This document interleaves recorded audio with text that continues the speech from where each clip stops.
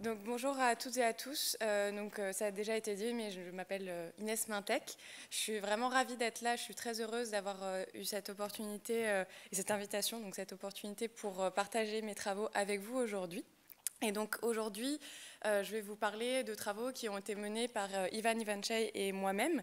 Et ces travaux, ils avaient pour but d'explorer le rôle de la valence dans les perceptions conscientes. Donc, pour commencer, je vais vous inviter à regarder cette image.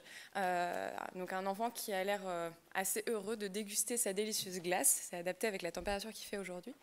Et je parierais sur le fait que on dirait que, enfin, tous ici et toutes ici, vous diriez que cette image est plutôt positive. Mais donc, comment est-ce que ça se passe? D'après la littérature sur les émotions, la littérature classique, eh bien, dans un premier temps, on percevrait les lumières et on détecterait certains motifs sur l'image. Ensuite, un deuxième temps consisterait à effectuer un traitement sémantique de ces motifs précédemment identifiés et d'y apposer une étiquette sémantique. Et ensuite, le traitement affectif viendrait seulement dans une dernière étape de ce processus et on apposerait une étiquette post-sémantique et donc la valence, donc la positivité ou négativité de l'image viendrait vraiment seulement à la fin du processus de perception. Mais Barrett et Barr ont proposé une vue un petit peu différente de ça et ils proposent une hypothèse de prédiction affective. Et donc dans leur vue, ces éléments de la réponse affective, comme la valence, la salience, seraient traités en parallèle de certains motifs de bas niveau de la perception visuelle.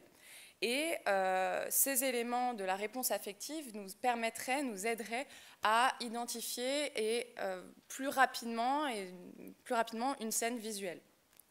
Donc ce traitement affectif ne serait pas une étape séparée du processus de traitement visuel, mais bien une partie du traitement visuel. Dans la même idée, Clermans et Talon-Baudry proposent que la fonction de la conscience serait justement d'associer une valeur à nos perceptions conscientes. Et donc, dans ce champ de la littérature sur l'affect, cette valeur positive ou négative d'une perception, je l'ai déjà mentionné, c'est ce qu'on appelle la valence. Et donc, leur idée, c'est que toute expérience consciente aurait une valence qui impacterait ensuite notre comportement. D'approche pour une valence positive, d'évitement pour une valence négative. Donc pour tester cette hypothèse, mon équipe et moi-même, on a commencé une mission d'exploration spatiale. Alors quel espace? Eh bien l'espace phénoménal. Quand je parle de l'espace phénoménal, j'entends l'espace dans lequel on peut situer chaque expérience consciente et ces coordonnées sont données par les qualités de cette expérience. Donc les dimensions de l'espace sont les qualités qu'une expérience consciente peut avoir. Et donc, nous, ce qu'on a fait, c'est qu'on a voulu étudier la structure de cet espace. Donc en étudiant à quel point des expériences conscientes, donc des points dans cet espace sont proches l'une de l'autre ou loin l'une de l'autre, en étudiant des caractéristiques objectives de ces expériences et subjectives, on a pu essayer de comprendre petit à petit, mieux cerner l'organisation, la structure de cet espace. Donc on a étudié cette structure en se concentrant sur le rôle de la valence. On voulait savoir si les perceptions conscientes sont valencées. Et donc, en d'autres termes, on voulait savoir si la valence était structurante dans cet espace. Est-ce que c'est une dimension informative? Est-ce que c'est explicatif dans cet espace-là? Donc, ça peut paraître assez logique, assez intuitif de se dire que certaines expériences conscientes sont valencées. La vision de l'image de cet enfant dégustant sa glace tout à l'heure était objectivement valencée positivement. Mais on voulait aller un petit peu plus loin en se demandant si toute expérience consciente est valencée. Et donc pour ça, on s'est concentré sur des microvalences. Donc le concept de microvalence, c'est un concept qui a été introduit par Sophie Lebrecht, qui désigne la valence d'objets ou d'expériences conscientes qui sont habituellement considérées comme étant neutres. Donc on n'a pas utilisé des stimulus représentant un enfant heureux ou un couteau ensanglanté, comme c'est souvent le cas dans la littérature sur l'affect, mais des objets du quotidien qui sont habituellement considérés comme neutres, comme ici voilà, une tasse ou une horloge. Et donc, notre objectif, c'était de caractériser le rôle de la microvalence dans l'espace phénoménal et aussi de mieux comprendre la dynamique de calcul de la valence au cours du processus de perception. Donc pour ça, on a collecté 3 types de données. Dans un premier temps, des jugements de microvalence qui nous renseignaient sur la distance en termes de valence entre nos stimulus, des jugements de similarité qui nous renseignaient sur la distance entre nos stimulus dans cet espace phénoménal, cet espace de similarité, et des activations de réseaux de neurones profonds, ce sera écrit DNN sur mes slides par habitude, qui nous renseignent quant à elles, ce sont des activations, sur la distance perceptuelle objective entre nos stimulus, donc la différence entre les pixels de nos stimulus, disons. Et donc l'idée ici, c'était d'étudier la relation entre ces 3 types de distance pour mieux comprendre la structure de notre espace phénoménal. Donc la première étude que je vais vous montrer, elle a été menée par Ivan Mivanchey et moi-même. Et donc pour collecter nos jugements de microvalence, on a utilisé une tâche qui s'appelle la tâche anniversaire, introduite donc par Sophie Lebrecht, qui consiste à présenter à nos participants et participantes des triplets d'images et leur demander quel objet ils préféreraient garder ou rejeter comme cadeau d'anniversaire, donc en fonction de la condition garder ou rejeter. À chaque fois qu'un objet est choisi dans la condition gardée, on ajoute +1 à son score de microvalence, -1 s'il est choisi dans la condition rejetée. Chaque objet est présenté 5 fois dans chacune des conditions, menant à des scores de microvalence compris entre -5 et +5 pour chaque objet et pour chaque participant-participante. Pour récupérer les jugements de similarité, on a utilisé une tâche assez semblable où, là encore, on présente des triplets d'images à nos participants et participantes et on leur demande de trouver l'intrus, sans autre précision. Donc, en résumé, notre partie comportementale de l'étude comprenait 3 types de blocs, donc les blocs gardés et rejetés de la tâche anniversaire et les blocs intrus pour la tâche de similarité. On a voulu également voir un petit peu le rôle du contexte sur les relations qu'on allait observer. Et donc, on a introduit 2 conditions expérimentales, la condition subordonnée et la condition basique, l'inverse, parce que c'est inversé. Donc, dans la condition basique, les triplets sont des triplets intercatégories, donc avec des objets de différentes catégories sémantiques et dans la même catégorie sémantique pour la condition subordonnée. Ensuite, pour la partie réseau de neurones, donc c'est la partie qui fait peur, mais stay with me, ce qu'on a fait. Donc c'est ce qu'on a utilisé des réseaux de neurones convolutionnels qui étaient pré-entraînés à identifier la catégorie sémantique des objets, enfin des images qui lui sont présentées. Donc ils n'ont pas été entraînés à reconnaître la valence des objets ou quoi que ce soit, seulement la catégorie sémantique. Donc là, ce que vous voyez, c'est l'architecture d'un réseau dont vous avez sûrement déjà entendu le nom, AlexNet. Et ce qu'on a fait, c'est qu'on a présenté tous les stimulus qu'on utilisait dans nos tâches comportementales. Donc on les a présentés une à une. Et concrètement, ce premier bloc de couches, je les ai appelées les couches perceptives parce que ce sont les couches qui sont entraînées à détecter les motifs, certains motifs dans les images. Ces motifs sont ensuite utilisés par les couches que j'ai appelées ici sémantiques, qui sont, elles, entraînées à catégoriser les images et les motifs précédemment détectés dans des catégories sémantiques. Donc là, vous avez des exemples de motifs qui peuvent être détectés, donc de très bas niveau pour la première couche à plus haut niveau pour la dernière couche perceptive. Et ensuite, donc, ce qu'on a fait, c'est qu'à chaque présentation de nos images ici, on extrait les activations, c'est-à-dire l'état des couches lorsqu'on présente notre image. Et ensuite, donc ça pour chacune des couches. Et ensuite, on stocke les distances entre des activations d'une même couche pour différentes images dans des matrices de dissimilarité ou matrices de distance. Si je vous ai perdu sur celle-là, il n'y a aucune inquiétude, vous pouvez continuer à m'écouter et comprendre la suite. L'idée ici, c'est juste qu'on a utilisé des réseaux de neurones convolutionnels pour accéder à la distance perceptuelle objective entre nos stimulus. Basta. Donc, on peut arriver maintenant à nos résultats. Donc nos résultats, on a surtout utilisé des analyses de similarité représentationnelle, RSA en anglais, qui consistent à calculer des matrices de dissimilarité, qui sont tout simplement des matrices de distance. Et donc on a fait ça pour la valence subordonnée et basique, la similarité subordonnée et basique, et pour chacune des couches de notre réseau de neurones que je viens de vous présenter. Et ensuite, on calcule simplement des corrélations, donc des corrélations entre des distances.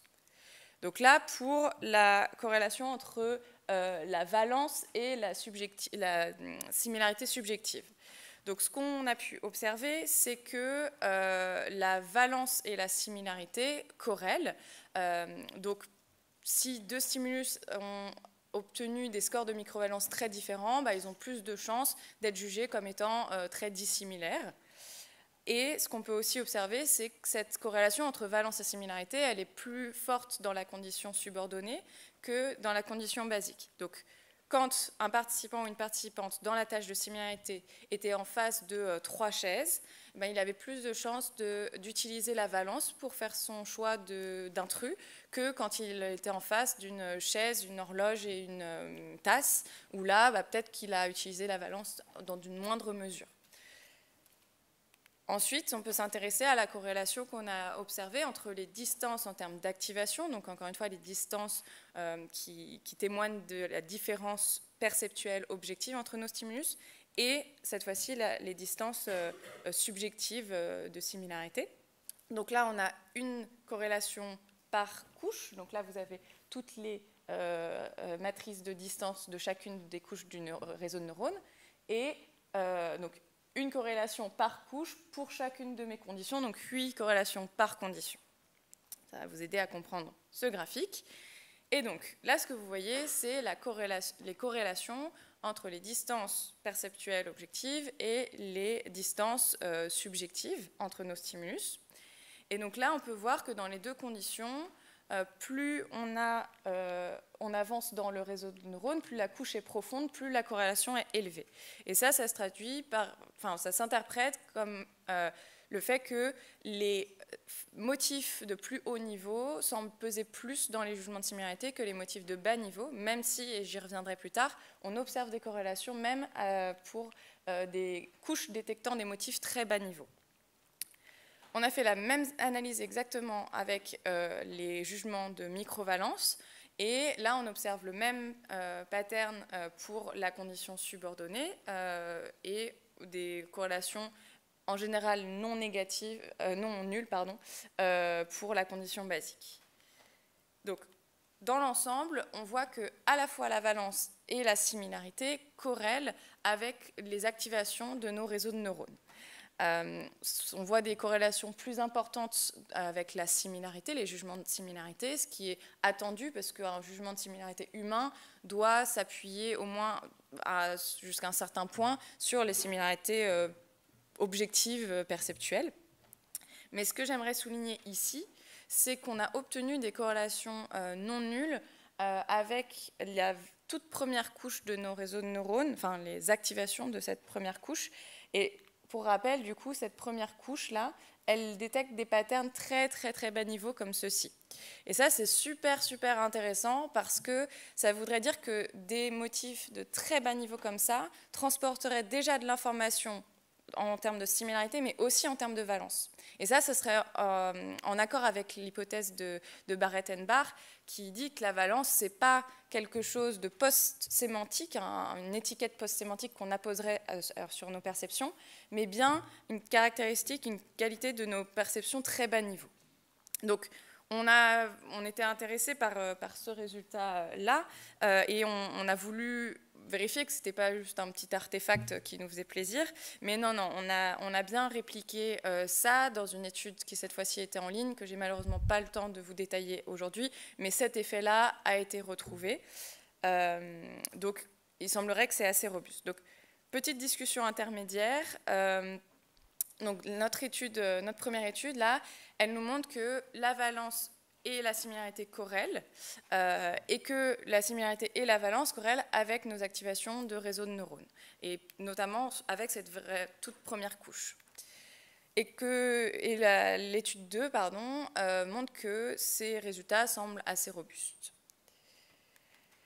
Ensuite, il nous reste à mieux comprendre la dynamique de la relation entre valence et similarité, parce que là, on a eu quelques indices d'un calcul assez précoce de la valence, ou en tout cas d'une valence qui serait effectivement structurante dans notre espace, puisqu'elle joue un rôle dans nos jugements de similarité, etc. Et des indices avec nos réseaux de neurones qui nous diraient, oui, effectivement, ça peut être quelque chose d'assez bas niveau. Mais on va aller enquêter un peu plus de ce côté-là, et en tout cas la dynamique de la relation entre similarité et valence. Donc on a conduit une troisième étude avec ma stagiaire Mathilde Turpin. Et dans cette étude, on avait à nouveau nos blocs anniversaires, donc gardés et rejetés, et notre bloc similarité, mais cette fois-ci que dans la condition subordonnée, donc avec des objets de même catégorie sémantique, parce que c'est là où on avait observé une plus forte corrélation entre valence et similarité. Et cette fois-ci, on avait 5 groupes expérimentaux dans lesquels on variait les temps de présentation ou les temps la durée de la fenêtre de réponse pour induire une pression temporelle sur nos participants. Et donc, là, c'est juste un petit rappel de ce qu'on avait trouvé comme corrélation entre valence et similarité dans ma première étude que je vous ai présentée. Et donc, ce qu'on a observé, c'est un effet de la durée de présentation sur ces corrélations entre valence et similarité. Donc, plus un individu a le temps d'explorer, de voir, de regarder les triplets, plus, a priori, il va prendre en compte la valence dans son choix de tâches de similarité. Et pour ce qui est de la fenêtre de réponse, on voit le même pattern émerger. Et donc, a priori, plus on a de temps pour répondre, plus on va prendre en compte la valence dans nos jugements de similarité. Donc, on peut rajouter un troisième point à cette discussion en disant que, d'après les résultats de cette étude 3, la pression temporelle semble diminuer l'influence de la valence sur nos jugements de similarité, mais la valence semble influencer les jugements de similarité, même sous forte pression temporelle. Parce que ce que j'ai oublié de vous mentionner sur la slide juste avant, c'est dommage parce que c'est le point qui est très intéressant, c'est que même sous forte pression temporelle, on voyait que tous les groupes avaient des corrélations non nulles. Donc pour répondre à mes deux questions que j'ai posées au début, quel est le rôle de la microvalence dans l'espace phénoménal ? Il se trouve qu'on voit que les jugements de similarité semblent reposer en partie sur la valence, en particulier pour des triplets intracatégories, donc de même catégorie sémantique. Et le rôle de la valence dans l'espace phénoménal semble devenir de plus en plus important au cours du processus de perception. Quant à la dynamique de calcul de la valence, eh bien, certains motifs visuels bas niveau semblent être à l'origine du calcul de la valence, et ce calcul de la valence semble commencer assez tôt dans le processus de perception. Donc ça, encore une fois, ça va dans le sens de Barrett-Barr, qui verrait la valence comme une propriété bas niveau de nos perceptions et non pas une étiquette posée de post-sémantique. Voilà. Et donc, il me reste maintenant à remercier mon équipe Expérience qui a travaillé avec moi sur ces sujets et à vous remercier, vous. Et je prends 1 minute supplémentaire pour faire un peu de pub. Donc, si vous souhaitez connaître un peu plus sur le projet qui a une ERC Expérience qui est vraiment super chouette et bien plus vaste que ce que j'ai montré, qui essaye de répondre à la très simple question de à quoi sert la conscience, la fonction de la conscience. Je vous invite à scanner le QR code orange. Et si vous êtes intéressé par la psycho à tout hasard et que vous aimez les podcasts, je vous invite à scanner le QR code bleu qui est 1000 grammes de savoir, un podcast qui démystifie la psychologie scientifique, un podcast de très haute qualité, ou en tout cas je l'espère parce que je fais partie de l'équipe. Voilà, merci.